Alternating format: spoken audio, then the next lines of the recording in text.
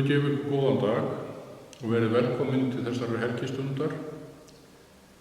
Núna á þriðjudaginn næsta 17. nóvember verða liðin 80 ár frá vígslu Akureyrarkirkju og það var ráðgert að fagna tímamótunum með hátíðarguðsþjónustu og fjölbreyttri dagskrá í dag, sunnudaginn 15. nóvember.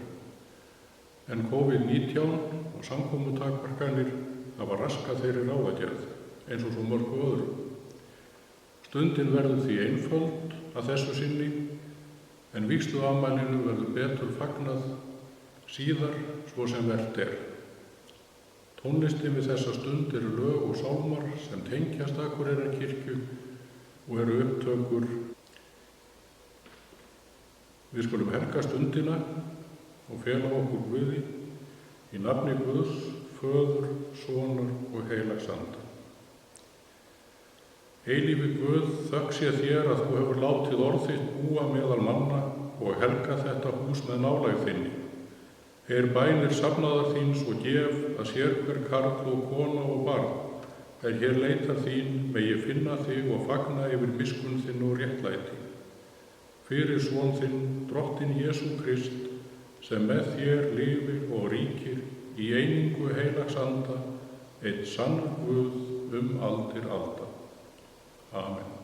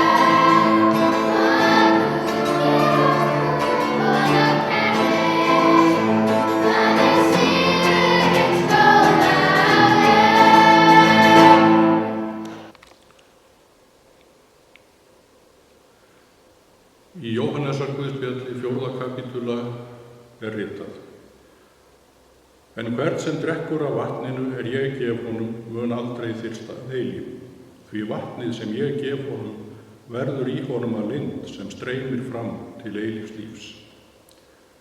En sú stund kemur, já, hún nú komin, hinir sönnu tilbiðjendur munu tilbiðja föðurinn í anda og sannleika.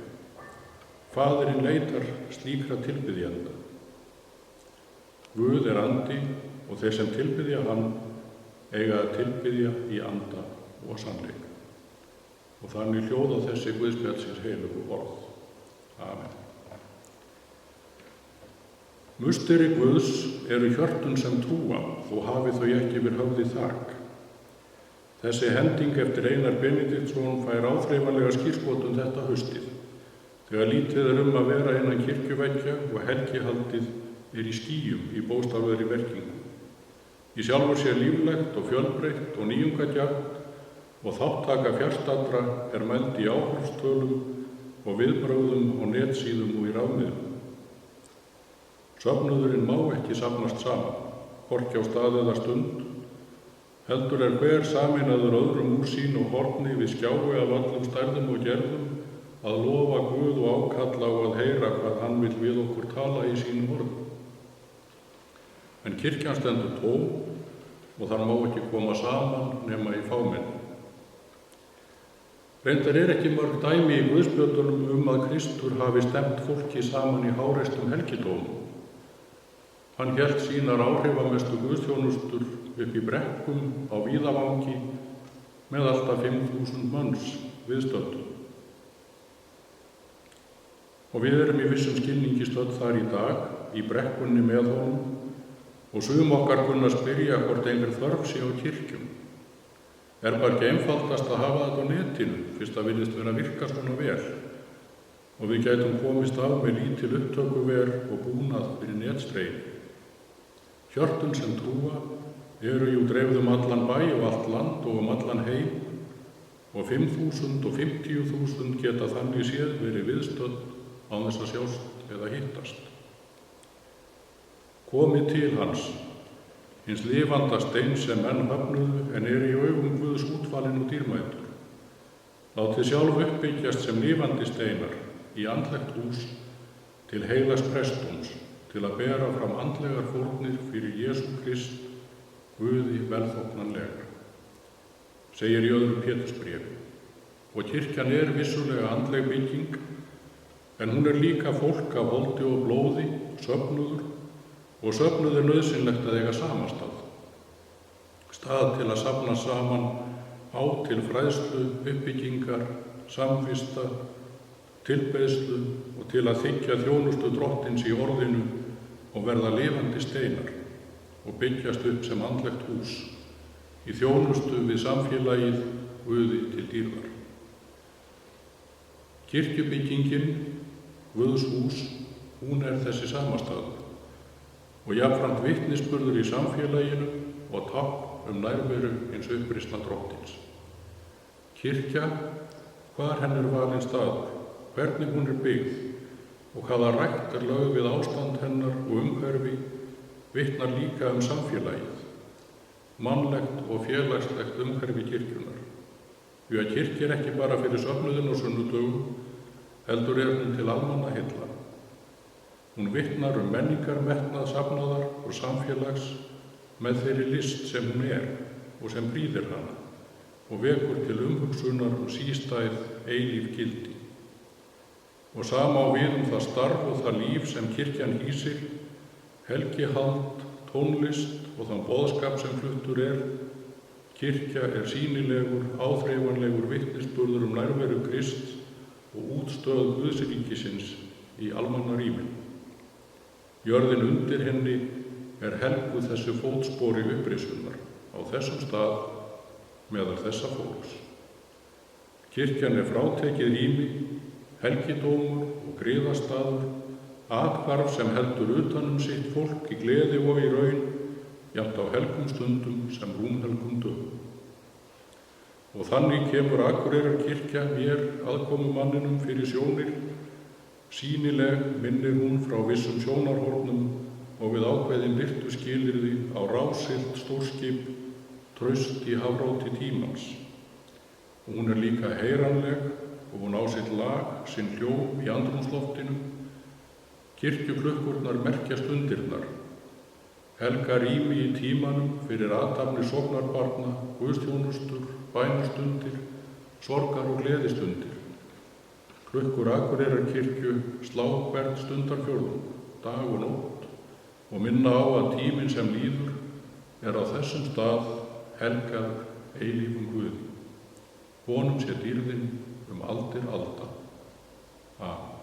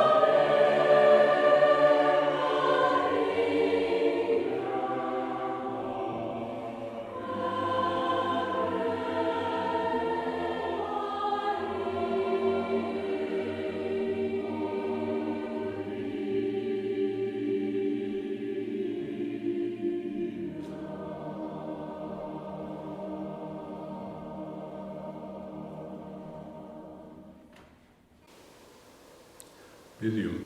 Drottinn Guð, við lofum þig og þakkum þér fyrir að þú býrð þér stað á jörðu og í hjörtum mannanna. Þú Guð ert mikill og jafnvel himinin og himnar himnanna rúma þig ekki, hvað þá húsin sem helguð eru þér.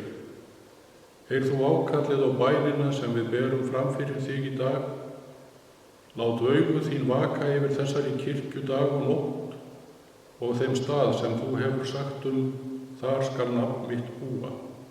Heyr bænirnar og þakkirnar sem fram eru bornar á þessum stað af söfnuði þínum og í trausti og á þakklæti fyrir alla hugreisting og trúarstyrk sem hingað eru sótt. Við biðjum þig að blessa þau öll sem þjást og líða á þessum erfiðu tímum, þau sem eru einangruð og afskipt, þau sem óttast afkomu sína og líf ástvina sinna, þau sem syrgja og sakna. Blessaðu heilbrigði starfsfólkið og störf þeirra, blessaðu börnin, skólana og allt uppeldisstarf og öll góð verk sem stuðla að farsælli framtíð lands og þjóðar. Gef okkur að sigra sérhverja raun í glaðri og þakklátri trú, styrk okkur til þolinmæði og þreklundar og að við getum lofað þig í öllum aðstæðum lífsins. Í Jesú nafni. Amen. Og allar bænir felum við í bæninni sem Drottinn kenndi og biðjum saman. Faðir vor, þú sem ert á himnum, helgist þitt nafn, tilkomi þitt ríki, verði þinn vilji svo á jörðu sem á himnum. Gef oss í dag vort daglegt brauð og fyrirgef oss vorar skuldir, svo sem vér og fyrirgefum vorum skuldunautum. Eigi leið þú oss í freistni, heldur frelsa oss frá illu, því að þitt er ríkið, mátturinn og dýrðin að eilífu. Amen. Drottinn blessi þig og varðveiti þig, Drottinn láti sína ásjónu lýsa yfir þig og sé þig náðugur, Drottinn upplyfti sínu augliti yfir þig og gefi þér frið.